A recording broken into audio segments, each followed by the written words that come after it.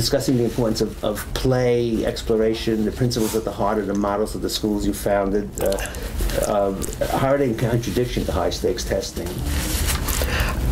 Well, I think that we know a lot about how human beings most efficiently learn, and schools are designed as though we were another species. I mean, it doesn't take any of the advantages. So a child comes to us at the age of 4 or 5 and has been, even the poorest family and the most disadvantaged kid has an enormous amount that he's learned over those 4 or 5 years in much more natural settings in which adults and young people engage in tasks together. And then we suddenly change the ratio so it's 1 adult for 25 children. And the whole climate of school becomes very artificial and certainly not suitable for practically anyone. It's not even suitable for most college courses. And then we complain that the children don't have attention spans. You know, that and then they come from families who don't have a big enough vocabulary, and on and on. And then we try to cure that by drilling them with more vocabulary words, but not with conversation. And the way they learned the incredible amount of words they did by the age of 4 is by being part of a community that communicated. And the brain is just an extraordinary learning device. And and it's possible to make schools not quite as spectacular as K through 4, but we can create schools in which where adults really are part of young people's lives, and they hang around with adults more, and where adults at home and adults at school learn from each other and surround kids with their affection and persistence. And kids can explore the world as they did the first 5 years, and we can have some greater direction. Although even at home, you know, parents put certain things out and they put certain things, lock certain things away. So how does how does the testing program affect that? If we tried raising children from 0 to 4 that way, can you just imagine if every day we sat down with them and tried to, and it said that by the end of the first month or 3rd month they should know 25 words, and at the end of the next month they should know 50, and then 75. And if they don't, they'll be, their parents may be taken away from their parents because they're an unfit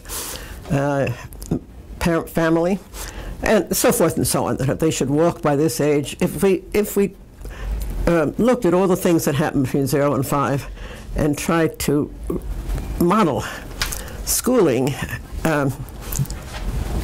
those years after what we think is successful school learning. Do you see a trend? Failure is just, once a kid has it in his mind, this I am not good at, and then the kid closes up and is not going to tell you what he understands or what he doesn't understand. And the higher the stakes, the more a child withdraws from real learning. Do you think there's a trend to reverse what you just said, that to bring the school into the 0 to 5 years, that now testing pre-K? And yes, I mean, we're starting to treat those years, and I think it's going to do a lot of damage. And this notion of parents, you know, getting their children's scores, you know, and publicly, I mean, why shouldn't we report IQ scores publicly? And in adult courses, I once asked the kids to line up on the basis of their SAT scores. These were adults. After we had done some talking about tracking, and they were all in favor that you had to track for some things, and I said, well, maybe you're right. Maybe I need to do that in this course. So let's everybody line up by SAT scores, and then I can group you into 3 groups, and it was a revolt, thank God. Okay. That's great. But also, of course, we also know that high pressure is not in its very long-standing, effective way for the kind of perseverance that we need to learn complicated things. So what about accountability? So if you don't use high-stakes testing, how would you? What kind of accountability? Well, what's interesting is we've been doing it for some hundreds of years. So, rich kids in their rich schools, we didn't have. I went to a rich school. Nobody seemed obsessed by they had to account. The assumption was that parents got a pretty good idea from what their kids were doing and knowing their kids and occasionally visiting school and have a conference here and there, looking at the books they were reading, and then looking at the report card. And I'll bet Sidwell Friends in Washington, I'll bet it still does something like that rather than give high-stakes tests in order to be accountable. It's false. It's like giving a bad eye test because you have to be accountable for children seeing, and then you give them an eye test that actually picks up many things but not the important things. So do you advocate any system of measurement at all to judge at one school versus another? Or? Yes, I think there's there's some rough data, and partly you go in the school, but the rough data, hard data, might be how many kids and families leave the school. I could see that would be interesting, and it would be interesting how many of them at some point in the future decide they want more schooling on their own. This idea that you have to finish high school in 4 years is another of the newest high stakes. That it won't count. If you graduate in 5 years, it won't count. The high stakes are for 4 years. And I used to spend so much energy with me convincing kids that it didn't matter whether it took them 4 or 5 years. What was important is that when they left, they were in a position to do things with their lives. And I finally convinced them that it isn't how fast you get through. And anyway, it is. So the schools you ran or worked in you felt were successul schools? Yes, and partly they were measured by how many of the kids, by what happened to the kids over time. And on the elementary school, we had a researcher from Rutgers who followed up on 10 years after they had left 6th grade. He interviewed families and kids, and that remains so powerful to me, because once in a while when someone wants to save money by cutting out music or something, I just tell them, go read David's book, what the kids said about the importance of music in their lives. And so actually your measurement of accountability would be looking a decade or two even down the line, in a sense. Yeah, you could do it earlier with college graduates. I mean, when you're talking about 6th grade kids, you'd like to do it after they're finished the school-going years and see what they have learned. And, a lot of kids complain to us in the elementary school about not having, not being good at test taking, or something or reading textbooks. But when they first got to high school or college. But within a year, they had figured out how to use that system because they were used to figuring things out.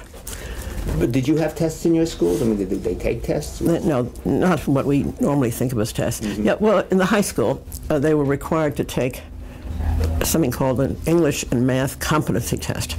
But otherwise, we did have assessment tools. I mean, kids had to present work to a larger community, and frequently were asked to go back and work on this aspect and come back and present again. So starting when kids were quite young till Mission Hill in 8th grade, each student has a committee, and that consists of a younger student, a member of the faculty who is their advisor, another member of the faculty, and someone from outside whom the student can pick. And the kids instantly know that this is real, that this is really a way of preparing me for life. They can, they have to present ideas, they have to defend their ideas, they have to look at the work and explain to an audience how this work demonstrates that they know this, that, or the other thing. And they do this over and over again in different fields of study.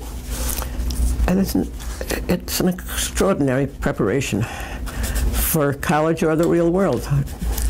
You don't every month take a test in most jobs, but your boss may want to know what you've been doing and show me the data but the data doesn't have to be numbers.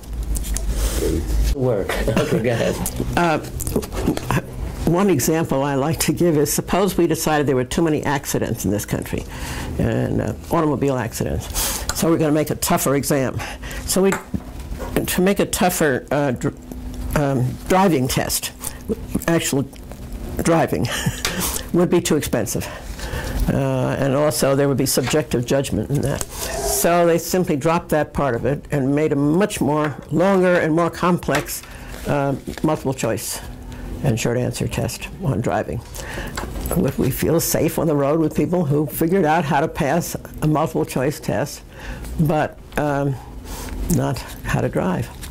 And it may be simpler with driving, but it's the same idea. And I think in most professions even, a substantial part of the certification process requires, I know it's true in architecture, requires the architectural student to present a piece of work and defend it to other architects. Oh, great. Thanks so much. You're welcome. Very good. Very